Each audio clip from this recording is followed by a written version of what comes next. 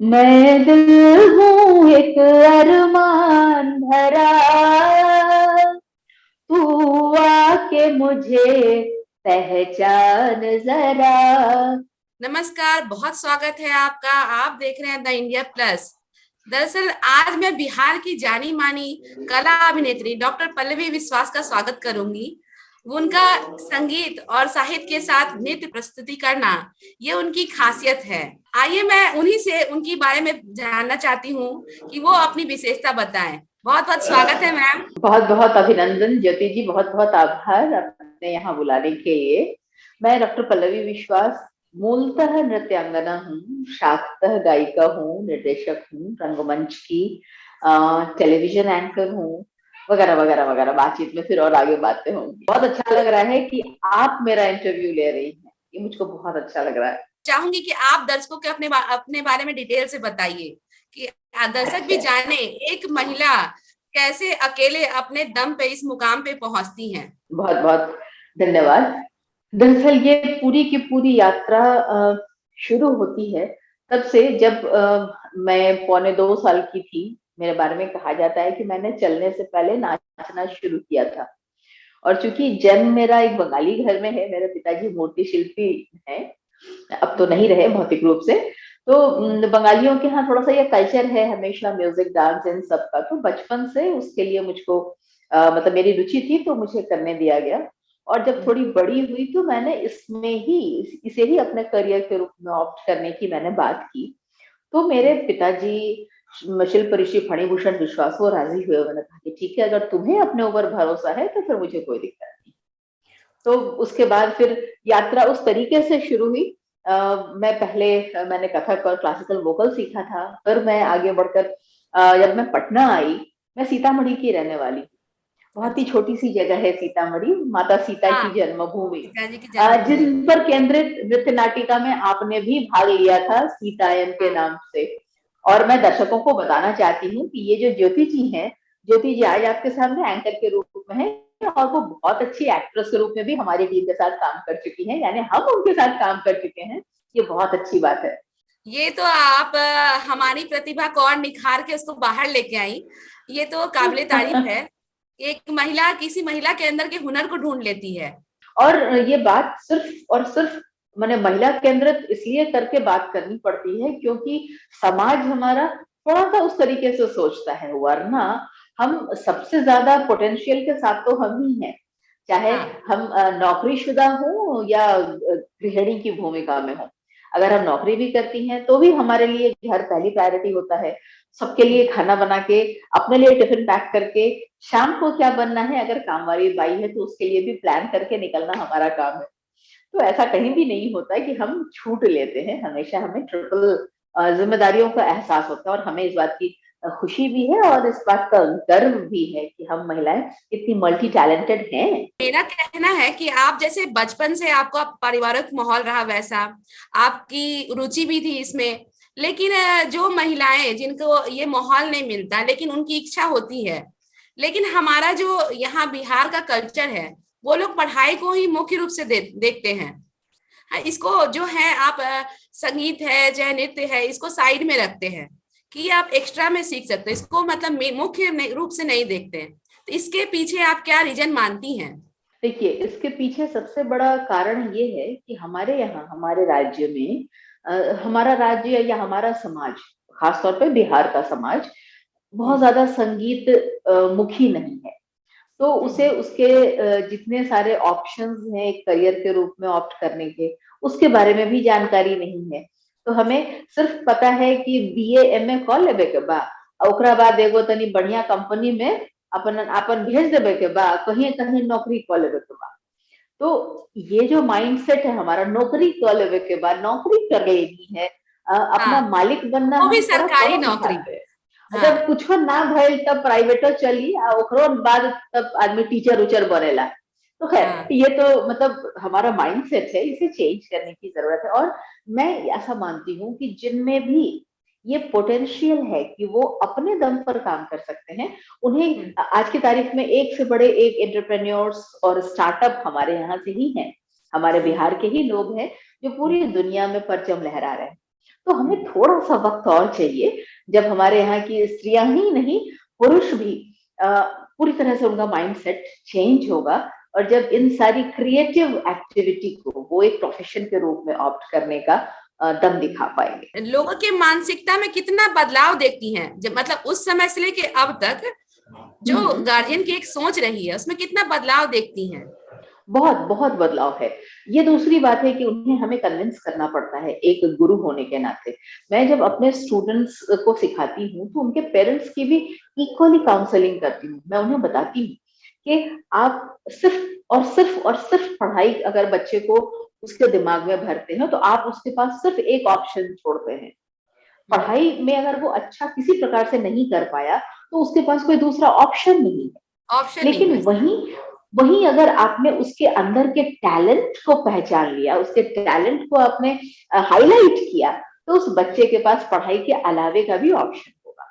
ये सबसे बड़ी बात होती है। तो इस रूप में पेरेंट्स को कन्विंस करने में मुझे लगता है करते हुए अब ऐसा बहुत अच्छा लगता है देखकर कि जब आज की तारीख में मेरी न जाने कितनी स्टूडेंट्स न सिर्फ पॉलिटिक्स में हैं, बल्कि वो बैंकर भी हैं, वो डॉक्टर भी हैं, वो मतलब गूगल में काम कर रही हैं, वो इंजीनियर हैं, वो बहुत अच्छी मैनेजर हैं, बहुत सारी चीजें हैं।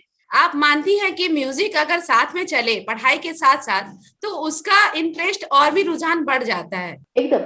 और सिर्फ इतना ही नहीं, आप इसको इस रूप में देखिए ना कि एक बहुत बड़ा सा कमरा हो, उसमें बहुत बड़ा सा आपने दरवाजा बनाया हो, लेकिन एक छोटी सी खिड़की उल्टे तरफ ना हो या रोशनदान ना हो, तो वो कमरा कभी हवादार नहीं हो सकता। तो सही। हमारे अपने पढ़ने लिखने और हमारे मानसिक स्वास्थ्य के लिए भी ये बहुत जरूरी है कि एक खिड़की, एक रोशनदान, वो रिक्रिएशन का, क्रिएटिविटी का जरूर खुला हुआ हो, ताकि हम ओवर कुक्ड ना हो, प्रेशर कुक्ड ना हो। आपके पास जो बच्चे आते हैं वो ज्यादातर लड़कियां होती हैं या लड़कों का रुझान भी म्यूजिक की तरफ बढ़ रहा है? बहुत बहुत है, बहुत है, लड़के लड़कियां दोनों हैं।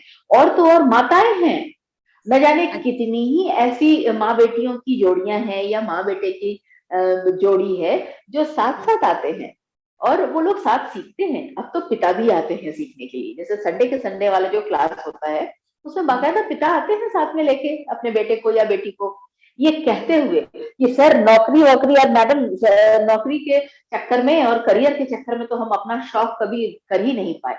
अब बच्चों के साथ बैठकर जब 1 घंटा कर लेते हैं, 2 घंटा कर लेते हैं, तो लगता है जैसे कि हाँ रिफ्रेश हो। तो कहीं ना कहीं कोरोना के दौरान लोगों की मानसिकता जो है वो उसमें बदलाव आया है, आप ये मानती हैं बहुत। कि बिल्कुल बिल्कुल बिल्कुल। अब देखिए, अब स्ट्रेस लेवल बिल्कुल दूसरे तरह का हो गया। हम्म। स्ट्रेस लेवल अब सिर्फ करियर नहीं, अब जीने मरने का स्ट्रेस हो गया। हम हाँ। बाहर निकलेंगे तो हमारी जान को खतरा है। बच्चे लगातार घर में बंद हैं, इससे उनकी जो एक्टिविटीज हुआ करती थी उन एक्टिविटी में जबरदस्त गिरावट आ गई है। तो बच्चे जो हैं वो कहीं ना कहीं मतलब मेंटली बहुत पिस्ड है। तो और माता उससे पिता भी। उभरने का, माता पिता भी, मतलब माता पिता सिवाय एक मूक दर्शक के आज और कुछ नहीं कर सकते, क्योंकि हम्म। जान जरूरी है, जान है तो जहान है। बच्चे को हाँ। अगर बाहरी एक्टिविटी के लिए भेजते हैं तो हमें खतरा है कि बच्चा इन्फेक्टेड ना हो जाए। तो हम्म। वैसे में ये जो रिक्रिएशन के क्लासेस हैं, चाहे वो म्यूजिक हो या पेंटिंग हो या एक्टिंग हो, किसी भी तरह की हम्म। जो रिक्रिएशन की एक्टिविटीज हैं, इन हम्म। एक्टिविटी की ओर बहुत ज्यादा रुझान बढ़ा है। अब्रॉड से जो लोग आपसे सीखते हैं उनका रुझान अभी कोविड के दौरान बढ़ा है या पहले से था? नहीं, वो पहले से ही है, वो पहले से ही है। उन्हें वो हम अच्छा। लोगों से थोड़ा पहले जाग गए हैं, उनके यहाँ का स्ट्रेस लेवल हमसे पहले ज्यादा हो गया है। तो हाँ हाँ। वो उस हिसाब से वो लोग ज्यादा पहले थोड़ा अवेयर हो गए हैं। तो वो हम्म। जानते हैं कि मतलब अगर मेंटल पीस चाहिए तो we have to move towards Indian culture, Indian music. तो दैट सॉर्ट ऑफ, और खासतौर पर जो इंडियंस है ना जो बाहर में है, जब वो हम्म। अपनी जड़ों से दूर हो जाते हैं तो उन्हें अपनी मिट्टी की खुशबू ज्यादा याद आती है, अपने यहाँ के गीत ज्यादा याद आते हैं। तो वो जरूर चाहते हैं कि हम तो दूर है लेकिन हमारे बच्चों को वो खुशबू मिलती रहे, वो उससे अच्छा, जुड़े माने रहे, वो तो अपनी इसलिए वो जरूर परंपरा सुन और हैं। सभ्यता को बनाए रखना चाहते हैं कि वो गुण हमारे बच्चों में भी आए। बिल्कुल। वो कहीं ना कहीं सिर्फ मतलब मैंने उन पर बहुत बड़ा, उनके पीछे उसका उनकी थॉट होती है कि वो इंडियन कल्चर से बच्चों को जोड़ के रख सके। बाहर में कहीं भी है, दुनिया के किसी भी देश में है, वहां पर मतलब ढूंढ ढूंढ के इंडियन कल्चर के सेंटर्स जहां पर हैं वहां लोग एनरोल होते हैं। और अब जबकि इस कोविड के दौरान ये हुआ कि ऑनलाइन में और भी ज्यादा लोग बढ़े, क्योंकि एक्टिविटीज तो दिखती हैं, चाहे वो फेसबुक हो या इंस्टा हो या यूट्यूब हो। तो आप जैसे ही लिंक शेयर करते हैं तो आपके बहुत सारे व्यूअर्स होते हैं।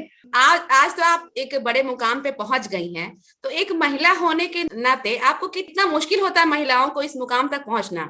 देखिए, मैं इसे मुश्किल नहीं मानती हूँ, बल्कि मैं ये मानती हूँ, इसको इस रूप में देखना चाहिए। मैं ऐसा समझती हूँ कि इतनी मेहनत किसी को भी करनी पड़ती है, किसी को भी करनी चाहिए। केयरिंग एटमॉस्फेयर और एक शेल्ड, मतलब आप handle with care, handle with care, ये हमेशा हमारे घर में बताया जाता है। तो कहीं ना कहीं हाँ। हमारा माइंड सेट है कि हमको, हम हमसे 8 साल 10 साल छोटा भाई भी है, नहीं नहीं भाई को लेकर के जाओ। तो अच्छा। ये कहीं ना कहीं ऐसा हम लोगों ने दिमाग में सेट कर दिया है, मैंने वो जो हम्म। कोजी एटमॉस्फेयर में ही हम काम कर पाएंगे, सेफ सेफ अच्छा अच्छा वाला। तो आप लड़ेंगे कब सिचुएशन से ओवरकम करने के लिए? अब यहाँ पर, अब एग्जांपल यही देखिए ना कि हम बराबरी चाहते हैं जरूर, लेकिन जहां कहीं भी महिला की लाइन होती है या महिलाओं की सीट होती है, हम किसी को भी उठा देते हैं, चलिए चलिए पीछे आइए, ये लेडीज की सीट है। अरे भाई, हाँ, आपको बराबरी भी चाहिए और लेडीज और जेंट्स भी अलग कर रहे हैं, दोनों कैसे चलेगा? तो जी। आप बंगाल से है, आपका पारिवारिक माहौल बंगाल से रहा, तो आप बंगाल से बिहार तक का सफर आप कैसे देखती हैं कि वहां के माहौल में यहाँ के माहौल में क्या अंतर है? देखिए, मैंने वही कहा, मैं जन्मना बंगाली हूँ, मेरे माता पिता बंगाली हैं। और हम्म। बट मेरे माता पिता जब बांग्लादेश अलग नहीं हुआ था तभी भारत आ गए थे, भारत के हम्म। सीतामढ़ी आ गए थे। तो मैंने तो अपनी जन्मभूमि को, बांग्लादेश को तो देखा भी नहीं है। बंगाली होने के नाते बांग्ला भाषा, बांग्ला संगीत, गाना बजाना, खाना पीना, इन सब से संबंध है। लेकिन बिहारी होने का जो अपना एक गर्व है, एक अपना एक अपनी एक ठसक है, वो बहुत हम्म। काम की है। तो मैं ज्यादा लेकिन बिहारी हूँ। हाँ, कई लोग तो इसको बिहारी होना खराब भी मानते हैं कि नहीं अरे बिहारी होना, नहीं, मतलब ये जो माइंडसेट है वो अभी भी कहीं ना कहीं है। तो ऐसा लोग क्यों सोचते हैं जबकि बिहार हर क्षेत्र में अब आगे है? हाँ अब नहीं, हमेशा से आगे था। देखिए ना, मगध हाँ, हमेशा साम्राज्य से। बिहार, पूरी दुनिया हाँ। पर राज हम करते थे। और सबसे बड़ी जो श्रम शक्ति है वो बिहार की है।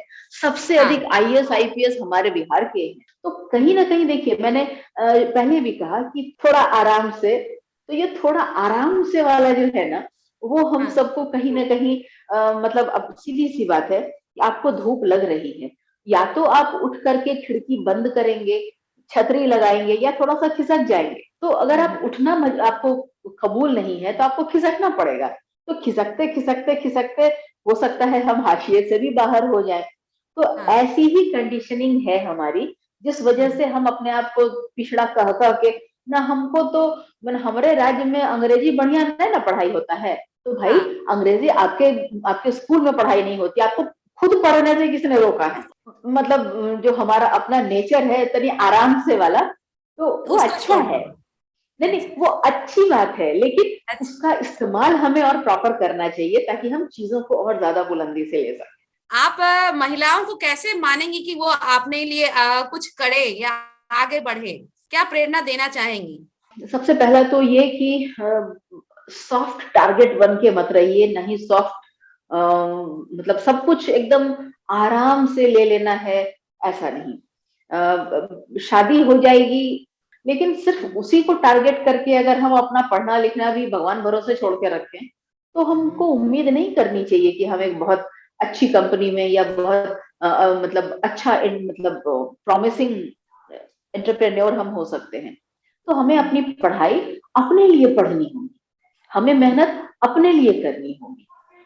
लड़की है लड़का है, हमको बराबरी का हक नहीं मिला, भाई को अंग्रेजी स्कूल भेजा गया, हमको सरकारी स्कूल भेजा गया, ये देखने और ये गिनते हुए मतलब आंसू बहाने से नहीं चलेगा।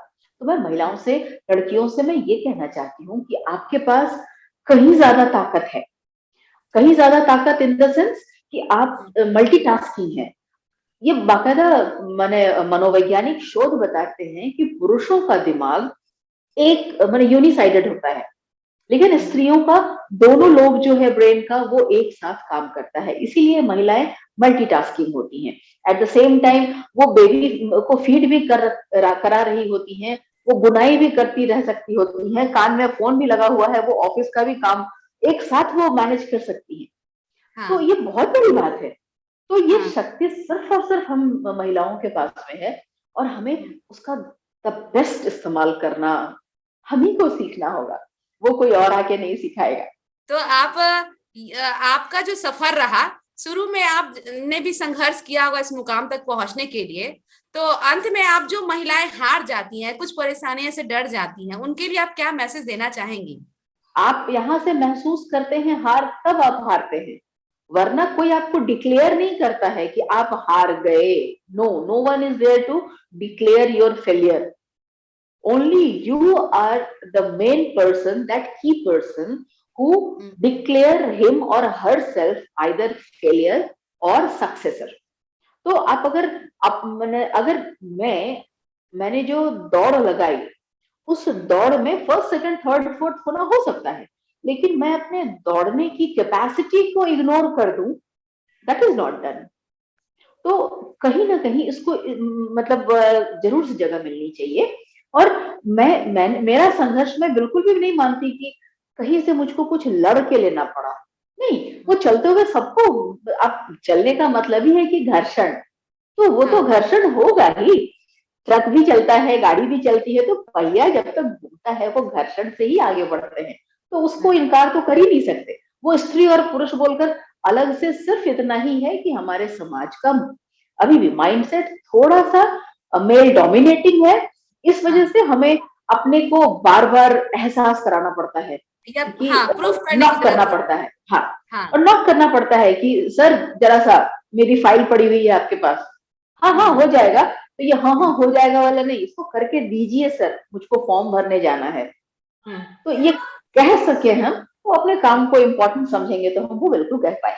मुझे लगता है कि आप में जैसे आपके परिवार में संगीत का एक माहौल रहता है, तो आप हाँ, इस तनाव की घड़ी में जो महिलाएं हैं उनको कैसे कहेंगी कि आगे आप बढ़ते रहिए, हमेशा जो संघर्ष है उसको कम करके, मतलब अपना भी एक मुकाम बनाना जरूरी है। हाँ बिल्कुल। हमें इस रूप में तो हमेशा सोचना ही चाहिए कि हम और नया क्या ऐड कर सकते हैं, हम क्या नया कर सकते हैं।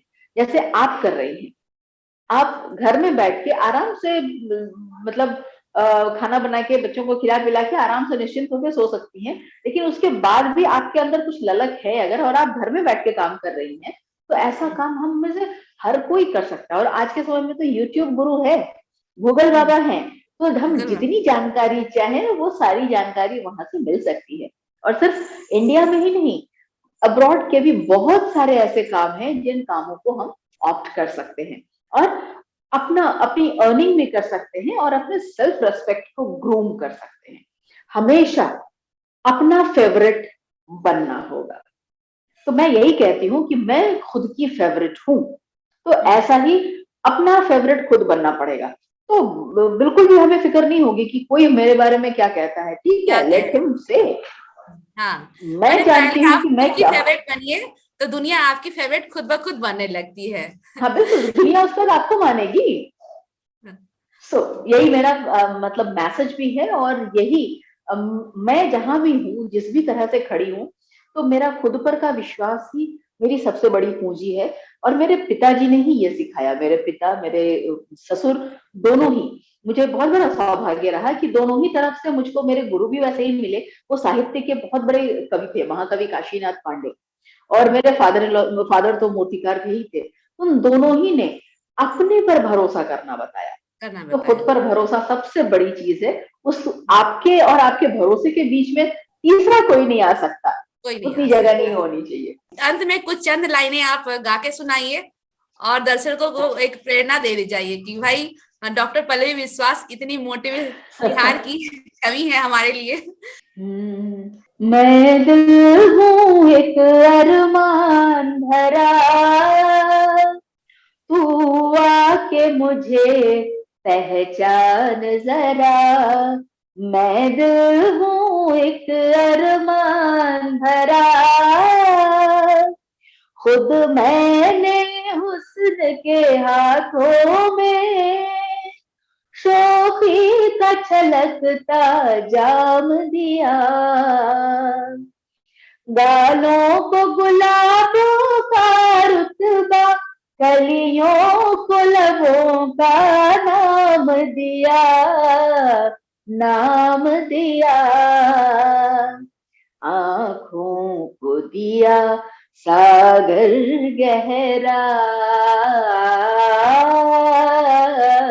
आँखों को दिया सागर गहरा, तू आके मुझे पहचान जरा, मैं दिल हूँ एक अरमान भरा,